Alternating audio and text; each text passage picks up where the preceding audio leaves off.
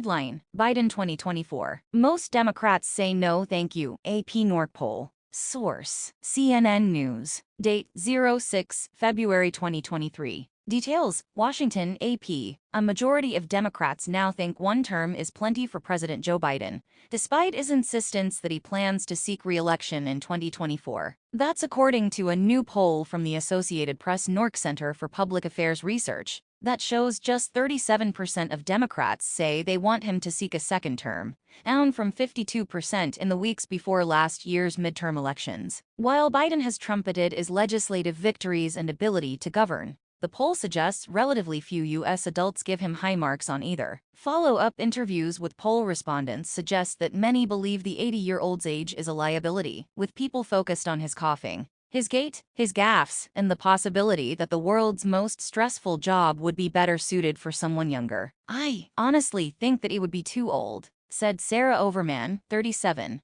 A Democrat who works in education in Raleigh, North Carolina. "We could use someone younger in the office." As the president gives his State of the Union address on Tuesday, he has a chance to confront fundamental doubts about his competence to govern. Biden has previously leaned heavily on his track record to say that he's more than up to the task. When asked if he can handle the office's responsibilities at his age, the president has often responded as if he's accepting a dare. "Watch me." Democratic candidates performed better than expected in the 2022 midterm elections, a testament to Biden's message that he is defending democracy and elevating the middle class. Democrats expanded their control of the Senate by 1 seat and narrowly lost their House majority, even though history indicated there would be a Republican wave. Overall, 41% approve of how Biden is handling his job as president. The poll shows, similar to ratings at the end of last year, a majority of Democrats still approve of the job Biden is doing as president. Yet their appetite for a re-election campaign has slipped despite his electoral track record. Only 22% of U.S. adults overall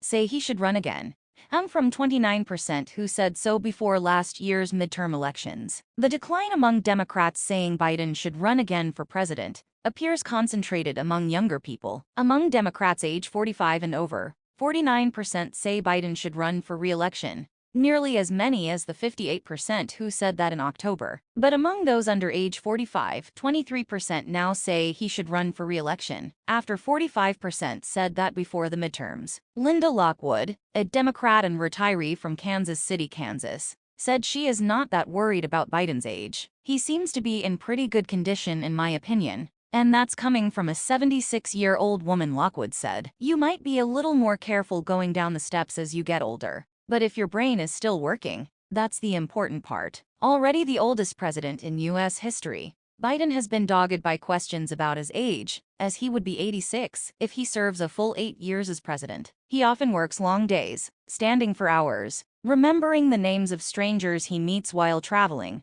who want to share a story about their lives with him. Yet he's been a national political figure for a half-century, having first been elected to the Senate from Delaware in 1972, and the moments when he appears lost on stage or stumbles through speeches can garner more attention than his policies. On CNN on Sunday, Transportation Secretary Pete Buttigieg, who sought the Democratic presidential nomination in 2020, acknowledged that generational arguments can be powerful. "The most powerful argument of all is results," said Buttigieg, 41. "And you can't argue, at least I would say you can't argue with a straight face, that it isn't a good thing that we have had 12 million jobs created under this president." Voters like Ross Truckee, 35, have been watching the president carefully. A lawyer in Michigan, Truckee did not vote for Biden or Republican Donald Trump in 2020. He feels as though Biden has been the latest in a string of subpar presidents. "His age and possibly his mental acuity is not where I would want the leader of the country to be," Truckee said. "He, at times, appears to be an old man who is past his prime. Sometimes I feel a little bit of pity for the guy being pushed out in front of crowds." Biden has repeatedly emphasized in speeches that it's essential for the public to know the totality of what his administration is doing. It's notched 4 big legislative victories with coronavirus relief, the bipartisan infrastructure law, the CHIPS and Science Act,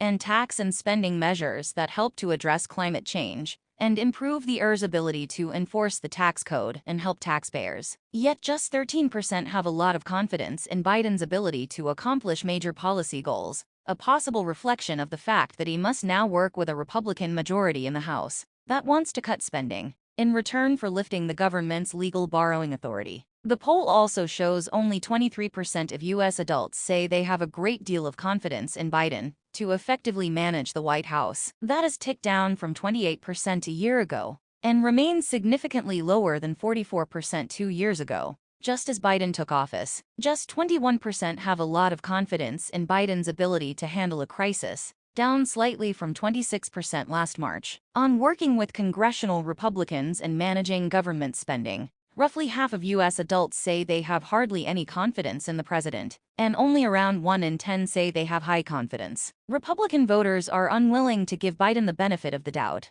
hurting his ratings. John Rodriguez, 76, backed Trump and assumes that Biden is merely doing the bidding of his aides. That creates a challenge for a president who promised to unite the country. I believe he's not the one who's calling the shots, said Rodriguez, who lives in Cutler Bay, Florida. He's a puppet being told where to go, what to say. But the key obstacle for Biden might be voters such as Vikram Joglekar, 46, who works in the computer industry in Austin, Texas. He backed the president in 2020, only to summarize his feelings about Biden's time in office as meh. It's not up for me to decide whether someone should run or not, Joglekar said. I don't know who is going to be on the ballot, but I would hope it would be someone better from his party. Thanks for watching. Please like, comment, and share. Don't forget subscribe and click the bell button to get update news reminder.